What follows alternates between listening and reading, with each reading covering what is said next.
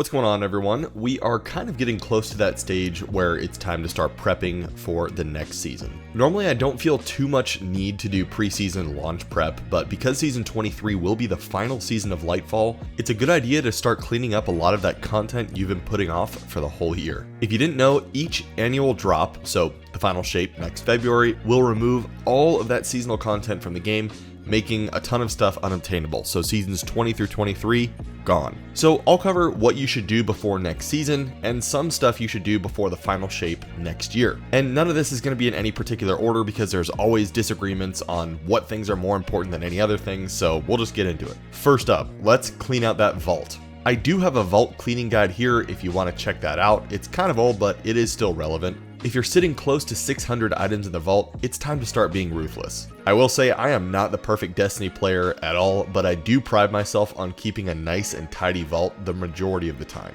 I'm able to do every bit of content in the game, any GM, master raids, everything, and I'm usually able to keep my vault somewhere in the 400 to 440 range. And as for what I keep, I always have one of every exotic armor piece and one of every exotic weapon. If I happen to run a GM or I get some high stat exotic armor piece, I'll compare it with what I have currently and I'll just keep whichever one is better out of the two. I keep every exotic weapon mainly for the kill counts since I do get attached to them. You don't have to do that, but exotics do get retuned every season, so it's a good idea to keep them around even if they are quote-unquote trash right now. For my legendary weapons, I never keep anything that has the ability to be crafted since I know I'll just craft that weapon later on. I keep some of the event weapons, like right now we have Festival of the Lost going on, so I might keep one of each of those, but I usually end up just deleting them after 6 months anyway. I don't like dupes either, so I just try to pick whichever weapon I like best if I'm deciding between multiple copies of that weapon. And for my armor, this is usually the toughest for me since there are so many combinations that could be good,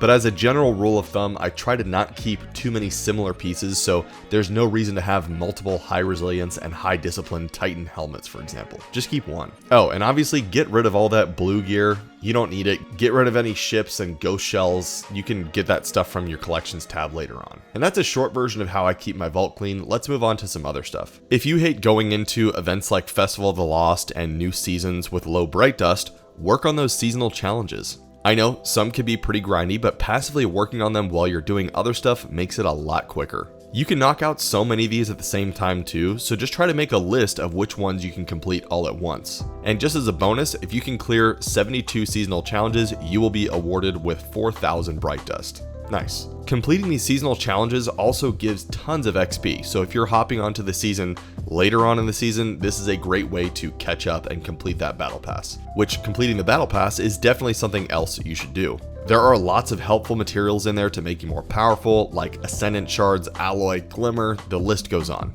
And the armor sets that you get in these battle passes are often very sought after because you can only get them in the season that they are in the battle pass. You'll be surprised how often your friends will say, dude, where did you get that helmet? It happens all the time. If you have the Lightfall annual pass or just all the seasons that have been released so far, make sure you've completed all of the seasonal storylines and are up to date with everything. If you don't have the annual pass, or maybe you don't want the annual pass and you only have access to Season of the Witch, just try to get Season of the Witch finished. Going into a new season without completing all of the previous stuff just feels weird. I don't know. You're not able to fully understand what's going on, and I don't know about you, but I just hate going into a new season with a bunch of previous stuff unfinished. To me, it's nice to only need to focus on the new stuff. The quest lines really aren't that long for the seasons, and you can knock out a lot of these with the seasonal challenges we were just talking about, as well as your battle pass levels while doing these, so you can again just accomplish a lot at one time. I should also mention that the slow point of the season is also a great time to knock out any quests that you've been putting off, especially the exotic quests, and that includes things like Wishender and Xenophage if you have Shadowkeep in the Forsaken pack, of course, since both of those exotics are really good. If you're missing any exotic armor pieces, go grind some lost sectors, get everything unlocked. If you're missing any aspects or fragments or grenades for any of your subclasses, just make sure to complete all of them. Having every tool at your disposal ready to go is always nice. And if you only have one character,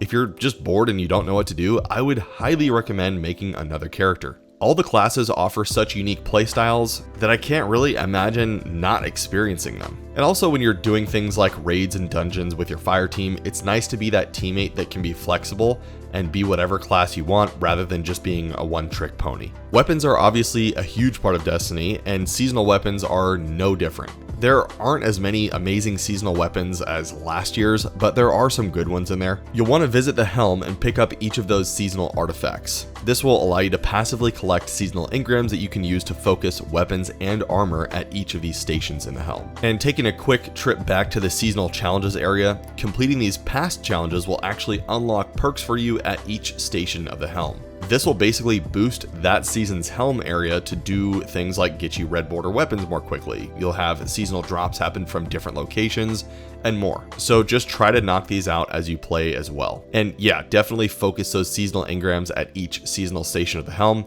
and get all those red borders so you can craft those weapons and change them anytime you want, even after Lightfall goes away. Guardian ranks are a thing in the game, and if you're ever wondering what you should be doing, just try to knock those out. See how high you can take your Guardian rank. Reaching rank 11 has actually become a fun challenge for me every season because of the tough stuff that I have to do. Soloing Ghosts of the Deep, completing those master raids, getting Conqueror every season might sound impossible to some people, but I promise you, you can do it. It just takes practice and patience. And I know for sure that going for rank 11 every season has made me a much better player in all forms of content. And sure, some of the stuff requires a good fire team too. So if you don't have any friends to play with, like a lot of people comment, just join up on Discord where we've helped so many new light guardians become legit powerful players. I'm super active in there and I'm legitimately trying to make it the #1 Destiny Discord, so come hang out. And I guess Guardian ranks transitions pretty well to triumphs and titles. These are totally optional achievements that you can go for, and there are a lot of them. I'd recommend picking one title and going for it. Just challenge yourself a little bit. The Haruspex title from this season is an easier one to hunt down, so I would start off there. Completing these seasonal titles will naturally take you through everything that season has to offer, and I don't know about you, but every time I complete a title, I get that nice sense of accomplishment from it. And keep in mind too, just a reminder, all seasonal titles will be leaving the game. They'll be unobtainable after Lightfall leaves, so those ones are good ones to go for starters. Some of the destination ones, like Cursebreaker, are super time gated, so if you want to get those, now's a good time to start since we're in the slow point of the season. Moving on, seasonal metas shift pretty hard with every season, but it's always a good idea to have a few loadouts saved and ready to go as the new season drops. You can just go right into the content with something that you know will work. It's definitely worth taking a couple hours to test out your builds on places like Altars of Sorrow on the Moon or Savathûn Spire to make sure everything just works perfectly. And with Stasis getting a nice glow up next season, it's a good idea to hunt down all of those Stasis exotics and try to get good stat rolls on those as well. I would recommend the Renewal Grasp for Hunter, Icefall Mantle or Hoarfrost Z for Titan, and Osmiomancy Gloves for Warlock, since those are all really strong exotics and are Stasis focused. And who knows, maybe we'll get some more Stasis focused exotics next season as well, but the ones I just mentioned are very good already. And if you're looking for some build ideas, I do have a few on my channel, so I'll try to link the playlist wherever on the screen, but you can go find it. And if you're coming back from a long break, or maybe you just haven't done any endgame content in a long time, get some raids, dungeons, Grandmaster Nightfalls under your belt. This is definitely the most fun content in Destiny, in my opinion.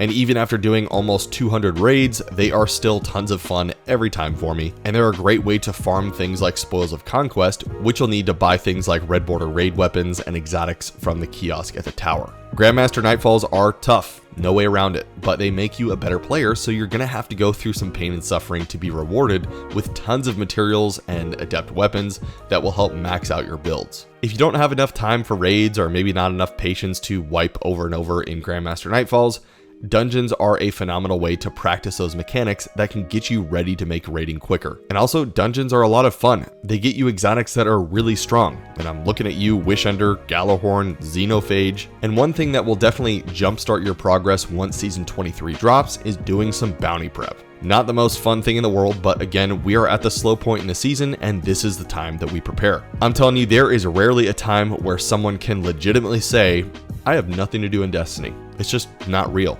There's always something that you can work toward and progress. Now, whether you want to do those things is entirely different, but there is always something to do. But anyway, I will be doing some bounty prep this season and prioritizing the weekly bounties over the regular ones. Weekly bounties give way more XP and will definitely help get more artifact levels and artifact unlocks minutes after we log into Season 23.